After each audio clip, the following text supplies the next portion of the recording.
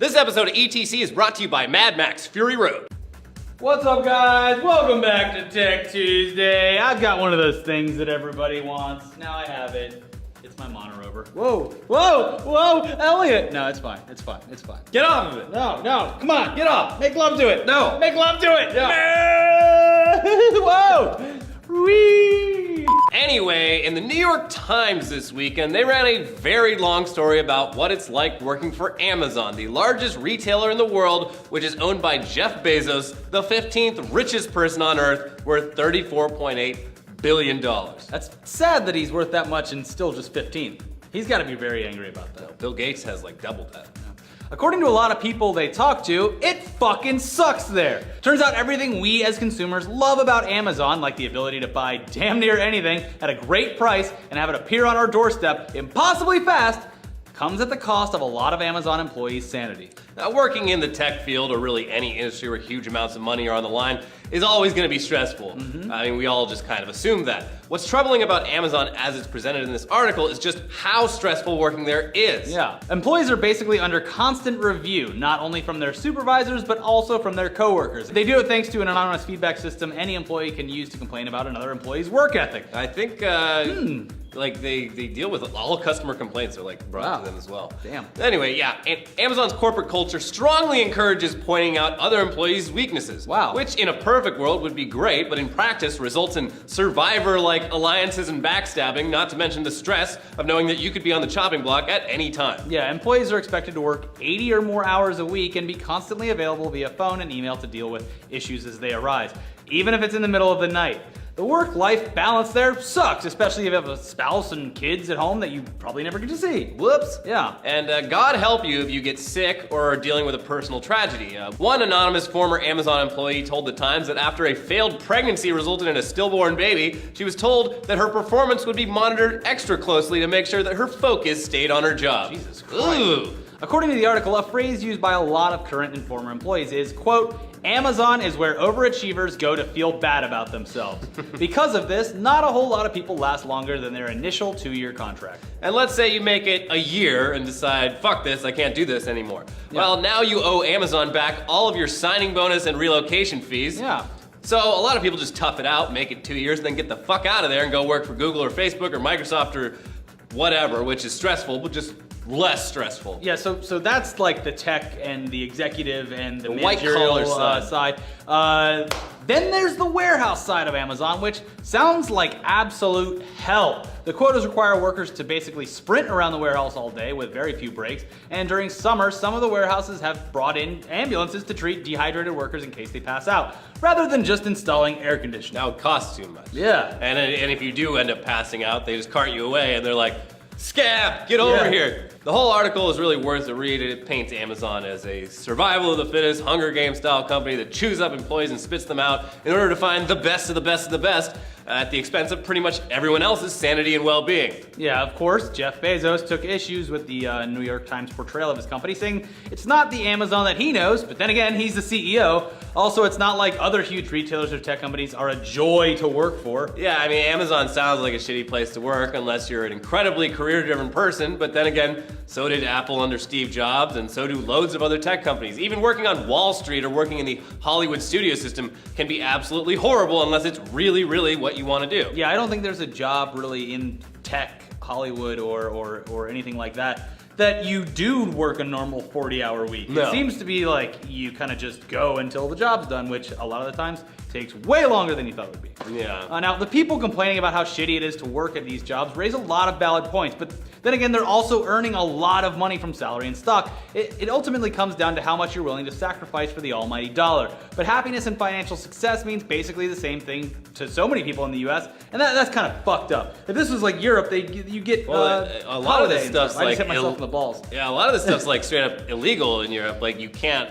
You have to have a certain mandated time off. Yeah, their labor laws are a lot stricter, but Yeah. here in the US, it's like you're a failure unless you're like working 80 hours a week, yeah. earning like $200K for a house that you spend 10 minutes a year in because you're always at work. Yep. But regardless of how you feel about Amazon, you should be fucking pissed at AT&T, as usual. Yeah. Because according to some new documents from NSA whistleblower Edward Snowden, AT&T has been happily providing the NSA with private data for years. Yeah, NSA's like, AT&T, you Yo, up? what up? What up, girl? Come through. Yo, personal secrets and chill. So, I mean, giving information to the NSA isn't exactly unique. No. Most American telecom companies have bent over for the NSA and let them shine a flashlight in their butthole at least some point during the last decade or so. Yeah. What makes AT&T unique is just how helpful and how cooperative they were. Oh, please, Mr. NSA, let us help you. The NSA documents describe AT&T as, quote, highly collaborative and, quote, extremely willing to help.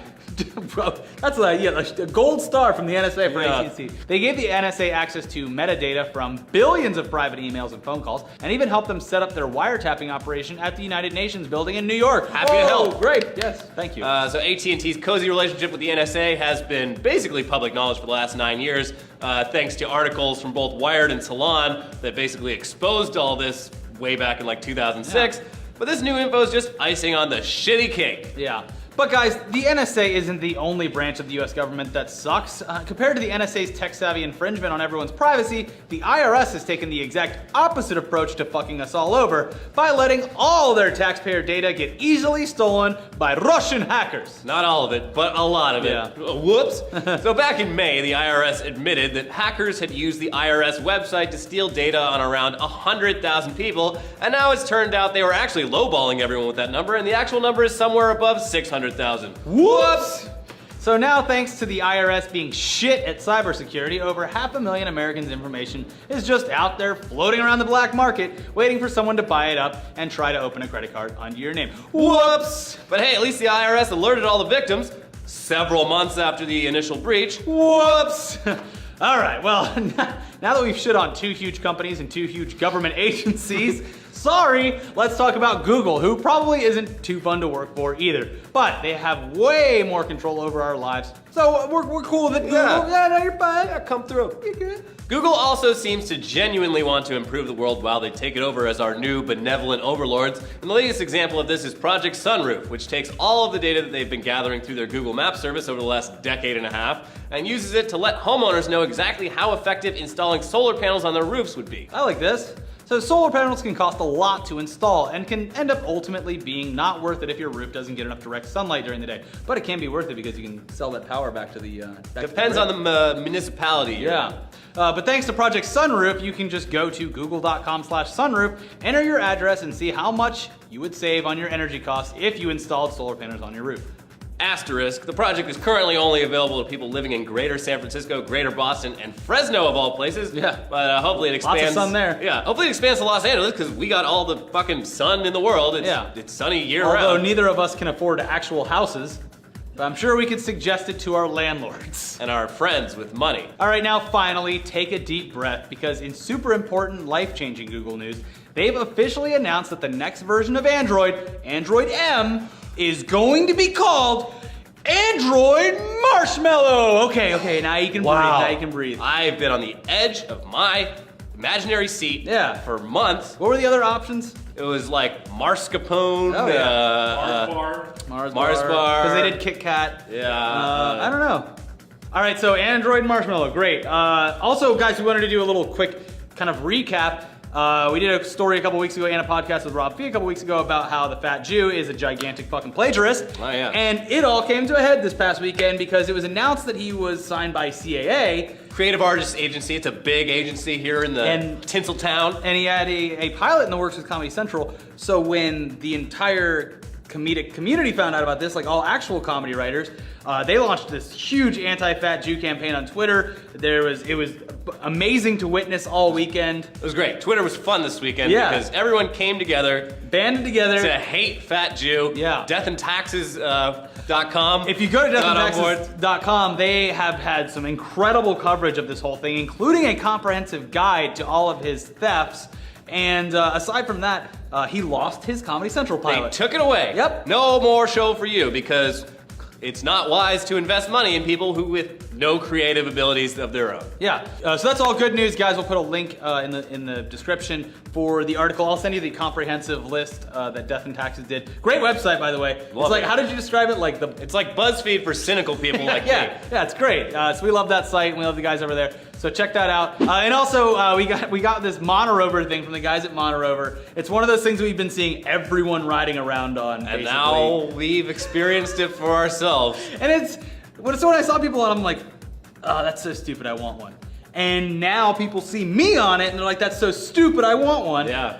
It's actually a lot of fun. It takes a little bit of getting used to, I guess. How would you describe your first time, Elliot? Terrifying, but yeah, I figured out the balance of it. It's all about putting your faith in a mindless machine, Yeah. not killing you. Yeah. And As so long far, as so you're good. trusted, it's fine. Here, Elliot, take it for a spin. Oh God. All right, do a 360. Woo! Yeah. Look, you're Michael Jackson. Got to be started something. All right, so how fast does this thing go, Elliot? Dangerously fast. Yeah, I don't know, like 15 miles an hour. I doubt it goes 15, but I think it goes up to about like 10 miles an hour. It's supposed to last like 12 miles, but I haven't taken it out on the public streets yet. Don't know how street legal she is, but I do want to take it through an airport. That's what I'm super excited for. Oh, yeah. Because walking through airports sucks. All right, so yeah, there's a bunch of them on the market. This is the Monorover. This is like the cheapest, best one for the price. So it's about as cheap as you can get right now, and they're an American-based company. So check it out. We'll put a link to them in the description below as well. Thanks for joining us, guys. Watch our podcast, and I'm gonna 360 out of here. Oh no, it's going haywire. Bye.